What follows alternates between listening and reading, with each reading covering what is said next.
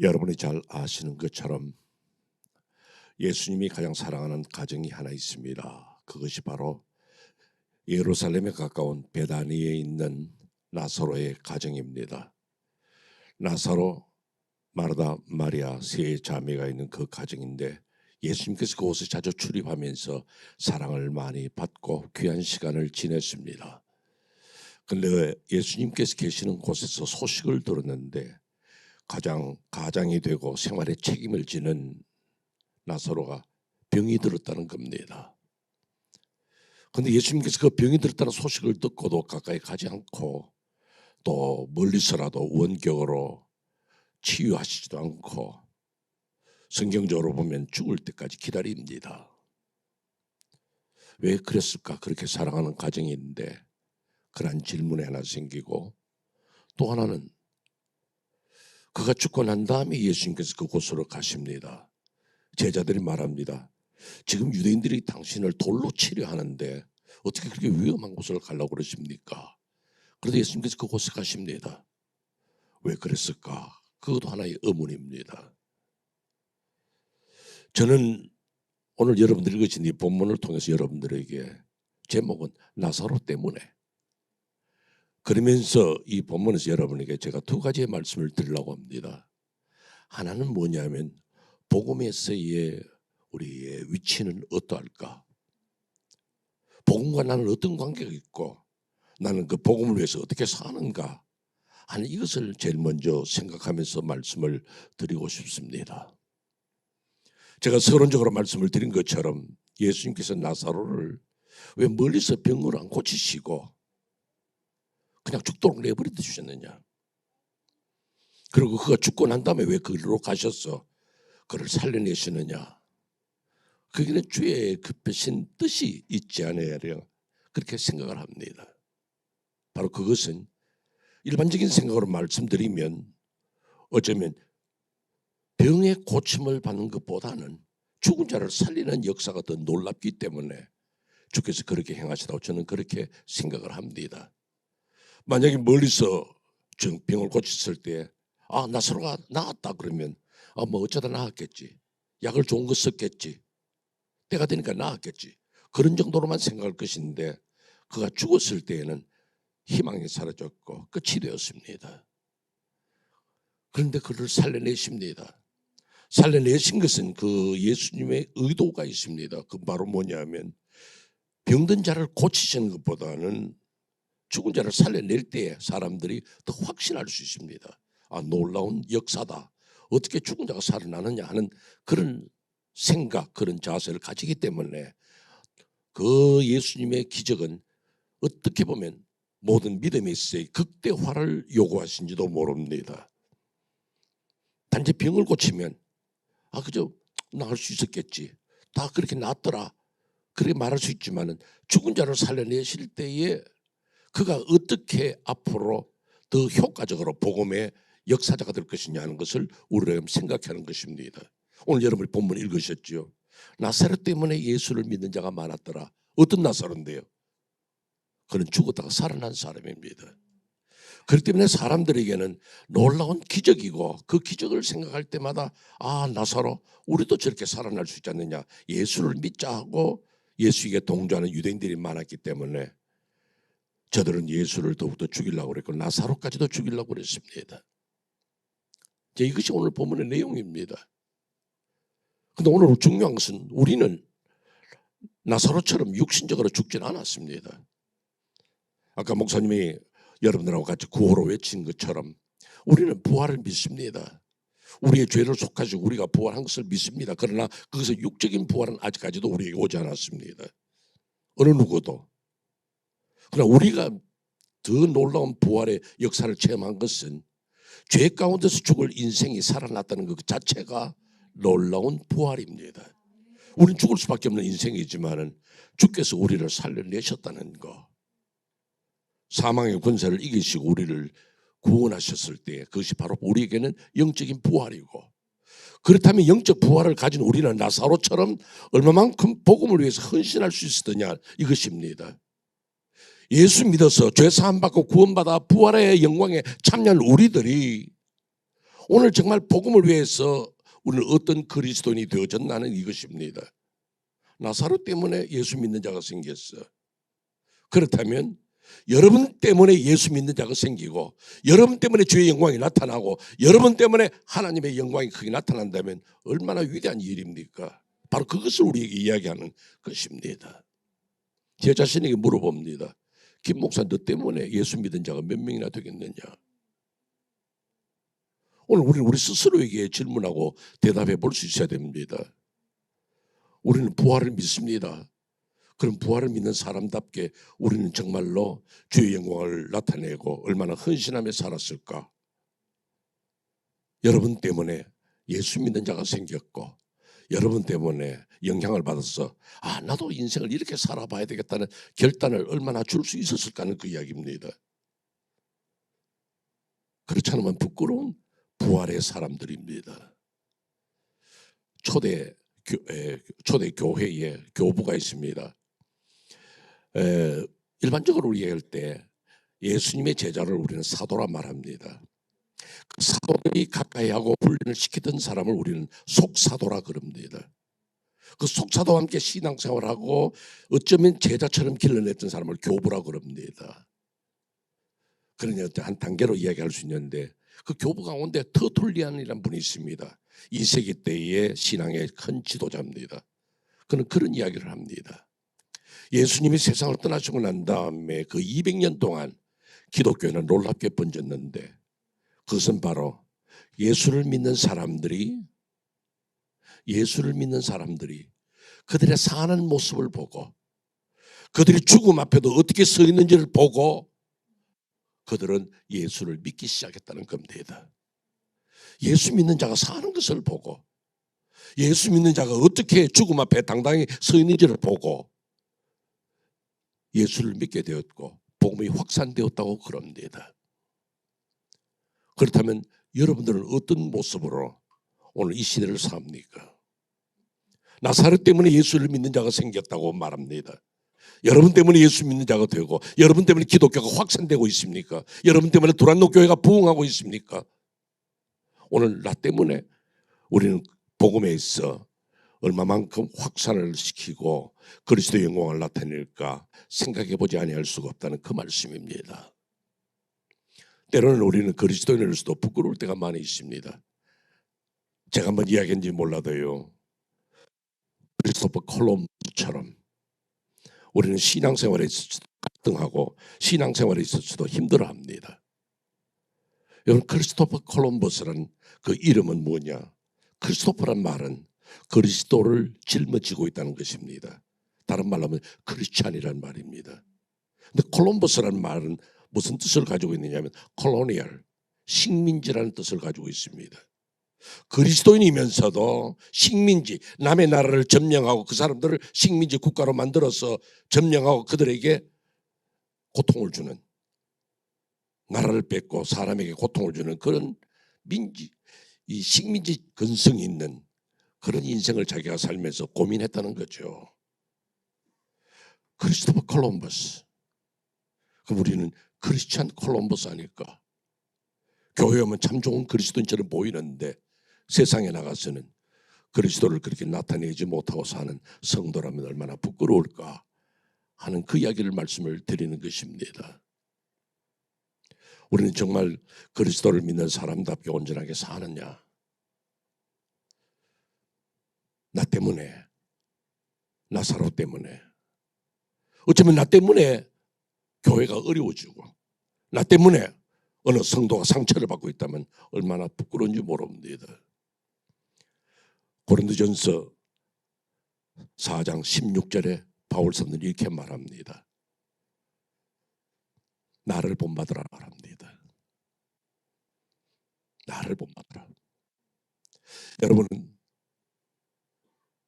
여러분의 친구 보고 여러분 주변에 있는 집사님 보고 나 본받았어요. 나. 그렇게 당당히 말씀할 수 있겠습니까? 그럼 그분이 반대로 당신의 뭐를 본받아? 당신 뭐가 대단한데 내가 당신을 본받아야 되겠어? 그런 반문이 생길 수 있습니다. 근데 바울 사도는 나를 본받으래요. 이 고린도전서 4장 16절만 읽으면 우리는 좀 당황할지 모릅니다. 바울 사도가 대단히 좀 금하게 이야기하는 것이 아닌가. 그러나 실제로 그렇지만 않습니다. 왜냐하면 바울 사도는 본받게 하는 이유가 있습니다. 고린도전서 11장 1절 말씀입니다. 내가 그리스도를 본받는 자 된 것 같이 나는 그리스도를 본받는 사람이야. 나는 그리스도의 뜻대로 사는 사람이야.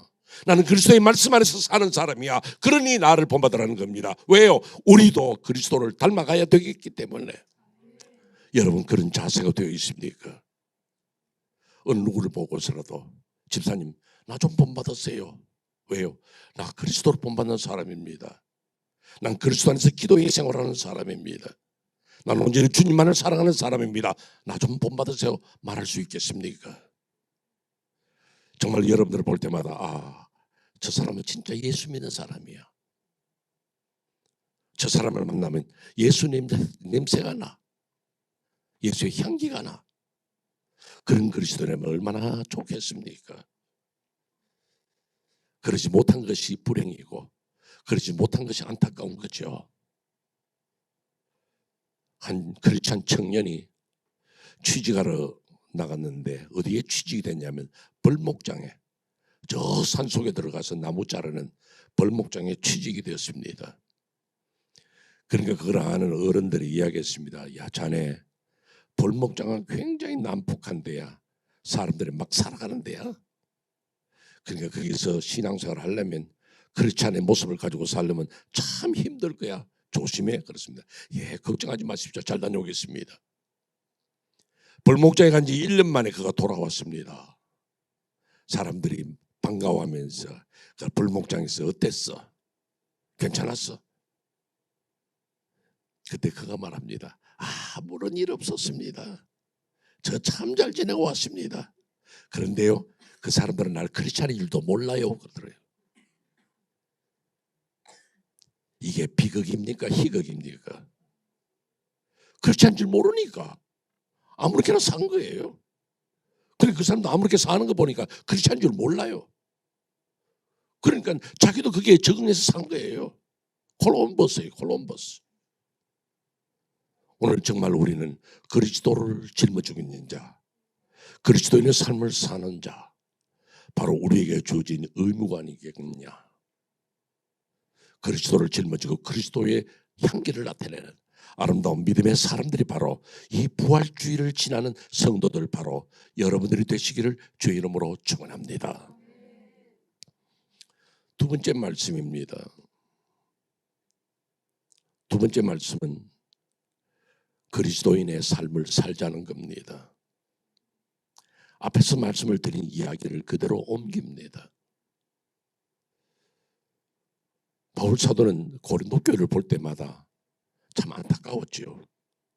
그래서 바울 사도가 한 이야기가 나를 좀 본받아라. 나 예수 닮는 사람이야. 그럼 당신들도 예수 닮아야지.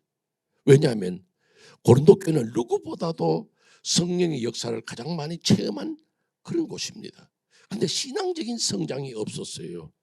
그래서 고린도전서 3장 2절에 보면 마치 젖먹이는 것처럼 돌보면서 케어하면서 키워왔다는 겁니다. 그것이 바울 사도에게는 늘 고민이요, 걱정이었습니다. 왜 자꾸 너희들을 어른처럼 좀 딱딱한 음식을 먹고 성장하지 못하고 젖먹듯이 그렇게만 사느냐는 거죠. 나사로를 보라는 거죠. 그가 살아남으로 말미암아 모든 사람이 영향을 주자는 이야기죠. 오늘 우리가 부활을 믿는 성도라면 이제는 이웃에게, 성도들에게 영향을 주는 성도가 될 줄로 믿습니다. 그런데 오늘 복음 안에서 하는 여러분들의 그 자세는 뭐냐 이거죠. 여러분의 모습이 뭐냐는 거죠. 정말 여러분 때문에 나도 예수 한번 잘 믿어봤으면 좋겠다. 신앙의 사람은 그렇게 사는데 왜 나는 이렇게 되었을까? 그러면서 좀 고민할 수도 있고, 어떤 모델을 보면서 우리는 나도 저렇게 한번 살아봤으면 좋겠다는 그런 열망이 있었더라면 얼마나 좋았겠냐는 거죠. 나사로 때문에. 어느 목사님이 그런 목회의 경험 가운데 자기의 경험을 하나 이야기합니다. 자기가 이렇게 지내보는 가운데 성도들이 어떤 모습, 카테고리가 생기더라는 거죠.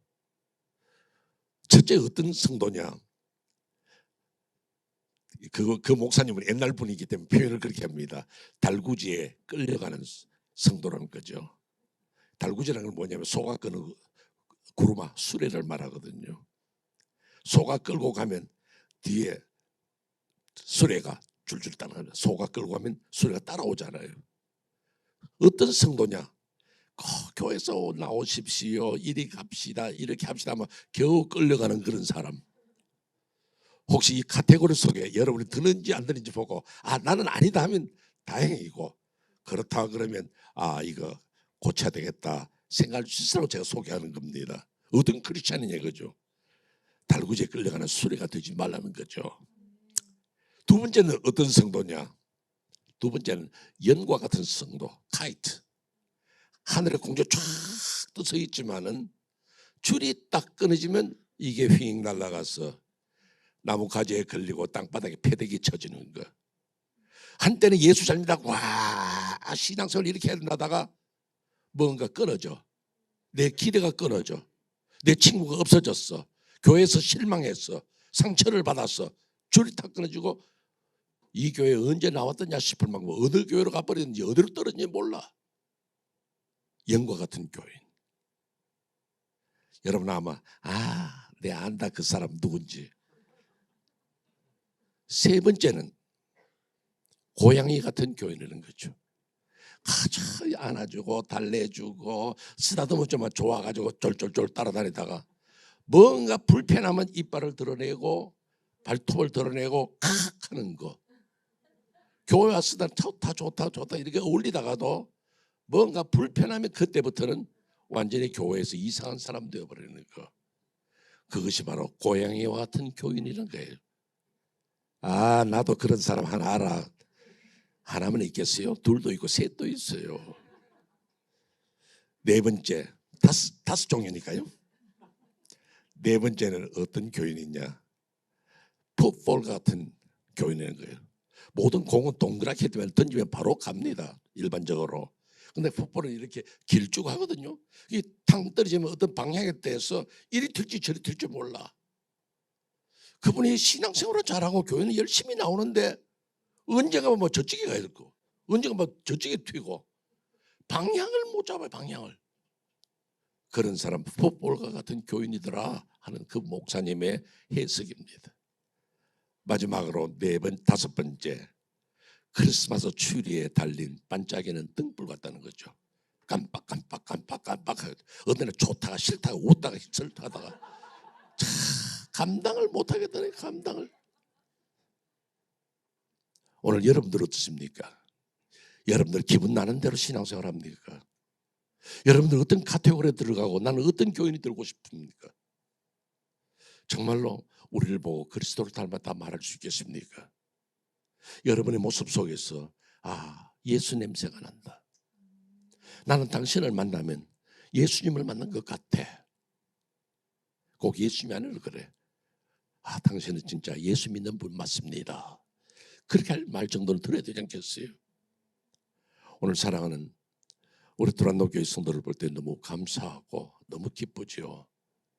성도의 모습이 바로 그래야 되는데 그러지 못했다는 거. 저는 결론적으로 여러분들에게 한 선교사 이야기를 하려고 합니다. 그분은 원래는 대학 때부터 권투 선수였어요. 그의 이름이 존 쉘윈입니다. 대학생 때부터 그는 권투를 해서 아주 복싱 선수로 이름을 날렸어요. 그러다 이것은 내 길이 아니다 생각하고 신학교를 가고 선교사가 되었어요. 그는 남태평양의 어느 한 섬에 파송이 되어서 거기서 선교 사역을 했습니다. 열심히 선교 사역을 하면서 교회도 커지고 성도들도 늘어났는데 문제가 하나 있습니다. 그 교회에 나오는 원주민인데 사람이 문제가 많아요. 자꾸 교회에서 어울리지도 않고 성도들을 불편하게 하고 싸움박질하고 참 그 선교사의 마음을 너무너무 아프게 하는 거예요. 참아보다가 한 번은 그를 불렀습니다. 당신하고 나하고 이야기를 좀 해야 되겠다. 그러면서 그분의 단점을 이야기를 했습니다. 당신이 교회 와서 오고 난 다음부터 문제가 많아. 다른 사람 잘 어울리지도 않아. 왜 자꾸 이렇게 시비를 걸고 사람들에게 상처를 주고 힘들게 하느냐. 그러면서 그 얘기하는데 그가 울그락불그락 하더니만은 나중에 주먹을 꺼내가지고 그 성교사를 쳤습니다. 화가 나니까 막 들이쳤습니다. 그때 존 쉘윈이 복싱 선수인데 맞고만 있겠어요? 한 방 때릴 수도 있는데 그냥 그대로 맞았습니다. 아마 피투성이 되도록 맞았습니다. 그리고는 그는 원주민의 그 자기의 삶 속으로 숲속으로 달아나고 다시는 교회에 나오지 않았습니다. 많은 세월이 지난 다음에 그 존 쉘린도 건강이 좋지 못해서 다시 본국으로 귀국을 했습니다. 그 위에 후임 주교가 왔습니다. 주교가 와서 사목을 하는 동안에 그 존 쉘린을 쳤던 그 원주민이 다시금 교회에 나왔어요. 그러면서 그때부터 이 새로운 주교 밑에서 신앙 훈련을 받고 신앙 성경 공부를 하고 사람이 달라졌어요. 그 세례를 받게 되었습니다. 그래서 주교가 말했습니다. 당신이 이제 믿음 생활도 이만큼 했는데 이제 세례를 받으면 세례명을 제가 허락을 하겠습니다. 세례명을 뭐라고 하시겠습니까? 그러니까 그가 하는 말을 존 쉘윈 하겠습니다. 왜 성경에 많은 이름들이 있는데 왜 하필이면 지나간 선교사 존 쉘린으로 당신의 이름을 그렇게 세례명을 합니까? 그렇게 대답했습니다. 예, 존 쉘린은요 제게 그리스도가 누군지를 보여주었습니다. 그리고 세례받았다. 오늘 여러분들 우리 두란노교회 성도들 가운데 어느 한 분이 나는 아무리 집사님 보면 다 예수님 만난 것 같아. 난 우리 이강환 목사님 볼 때에 우리 사모님 볼 때에 예수는 저렇게 믿어야 돼. 예수님 만난 것 같아. 아무리 집사님 볼 때에 집사님 내가 이 두란노교회에 와서 늘 위로받고 힘을 얻는 것은 집사님을 통해서 난 예수를 알았기 때문입니다. 그런 귀한 음성을 듣는 그런 귀한 음성을 들을 수 있는 사랑하는 두란노교회 우리 두란노교회 아름다운 믿음의 성도들이 되시기를 주의 이름으로 축원합니다.